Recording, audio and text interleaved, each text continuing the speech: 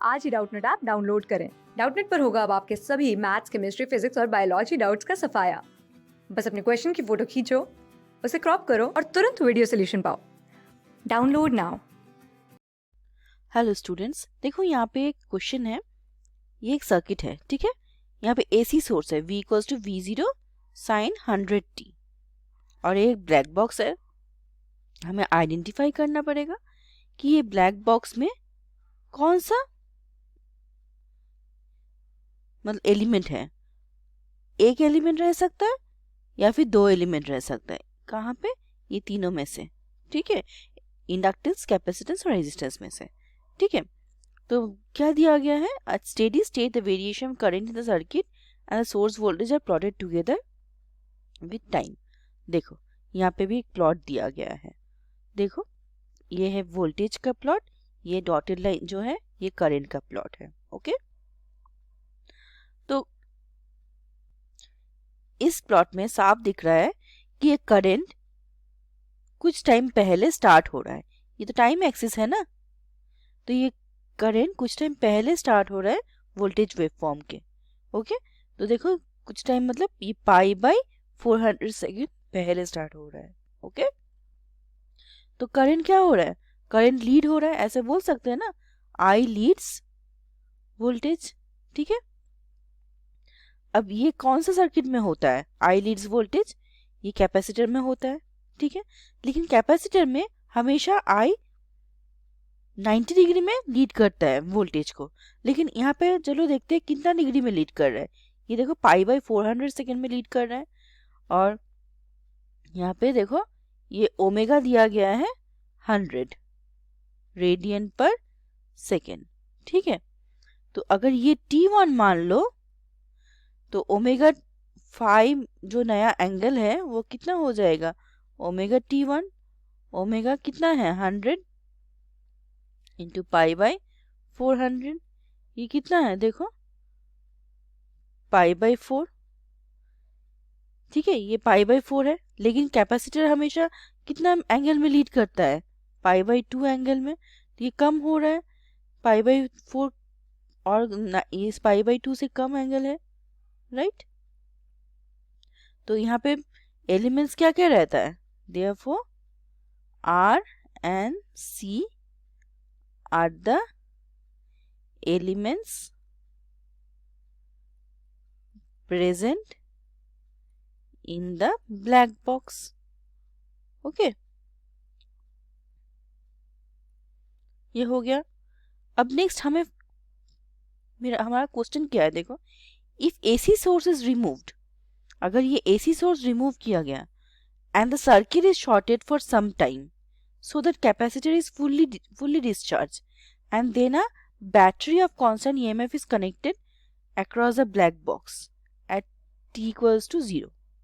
ठीक है, पहले हम AC सोर्स रिमूव कर रहे हैं तो सर्किट क्या शॉर्ट हो रहा है, ठीक है, फॉर सम टाइम।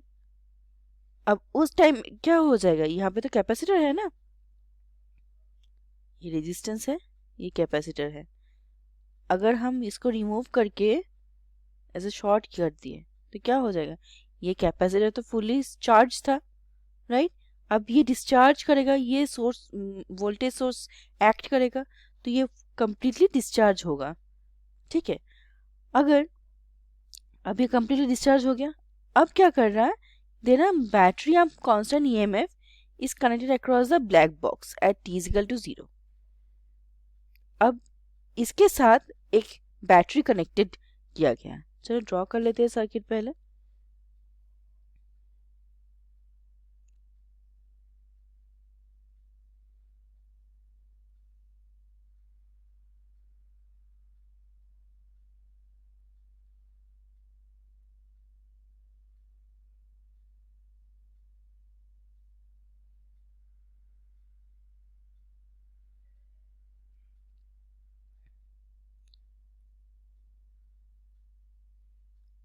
ये R हो गया, ये C हो गया, ये constant battery of EMF E, ठीक है। अब क्या हो जाएगा? देखो ये तो फुली डिस्चार्ज हो गया। अब time t is equal to 0 मतलब इमीडिएटली जब स्विच क्लोज हुआ उस टाइम क्या होगा? एक करंट फ्लो होगा I, ऐसे करके पूरा सर्किट में करंट फ्लो हो जाएगा। ये करंट फ्लो का इक्वेशन, अब एक केवीएल इक्वेशन हम लिख सकते हैं ना, कैसे लिखेंगे? E माइनस आई आर, ठीक है, माइनस इससे कैसे लिखेंगे? देखो Q by C equals to 0, C को हो गया, ठीक है। अब देखो करंट फ्लो क्या जानते हैं हम लोग? dq dt, ठीक है, ऐसे करके लिख सकते हैं ना करंट फ्लो। फिर dq मतलब क्या हो गया? I dt हो गया। अब दोनों साइड इंटीग्रेशन कर दो, क्या हो जाएगा? q is equal to integral of I dt हो गया। तो ये q को सब्स्टिट्यूट कर देते हैं, चलो।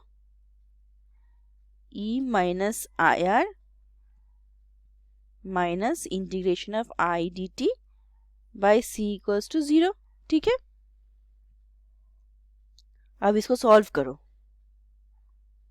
कैसे? दोनों साइड डिफरेंशिएट करो, dt के साथ दोनों साइड डिफरेंशिएट करते हैं, चलो। ddt of in both side,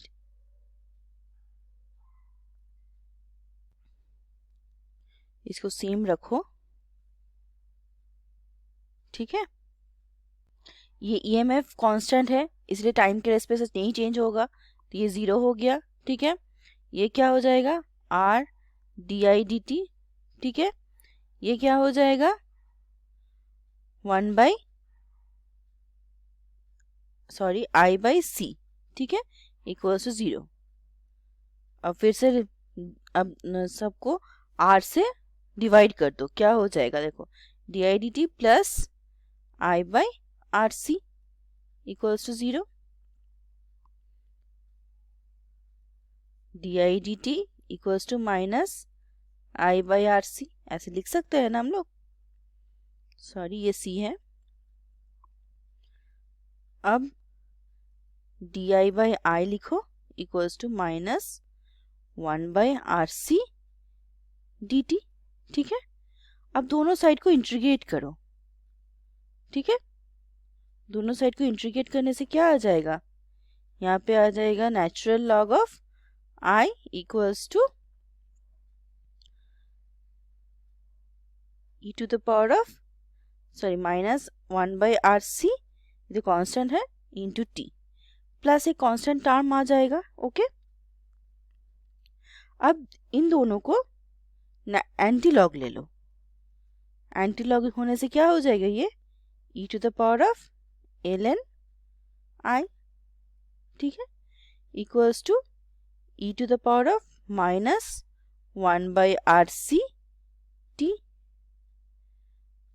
plus इसको मान लो C1, ठीक है, ये C1 हो गया, okay. So this we can call as function of I as a function of t, ठीक है, ऐसे करके हम लिख देते हैं, ओके। और e to the power of C1, ये एक कांस्टेंट हो गया, ये C लिख सकते हैं, तो क्या बाकी रह गया? e to the power of 1 by RC into t, ठीक है।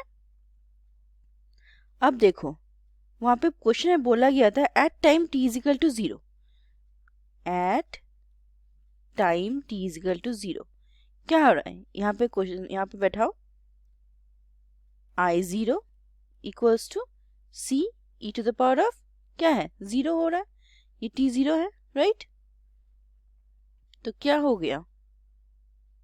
I0 e to the power I0 equals to C, ठीक है। अब t at t is equal to 0 क्या हो जाएगा? V बाई R, ठीक है, तो E बाई R हो गया is equal to E by R, ऐसा भी हो सकता है, राइट। तो हम लोग इस इक्वेशन को इक्वेशन 1 मान लो, देयरफॉर इक्वेशन 1 ये हम लोग ऐसे भी लिख सकते हैं ना, IT equals to I0 into e to the power of minus t by RC, ठीक है। ये हो गया डीसी सर्किट में आरसी का करंट के साथ relation. Okay, current of DC circuit का रिलेशन। ठीक है, अब देखो, अब हम क्या रिलेशन क्या है, ये एक्सपोनेंशियली डीके कर रहा है, राइट। तो अगर हम करंट वर्सेस ड्रॉ करें तो क्या हो जाएगा ऐसा,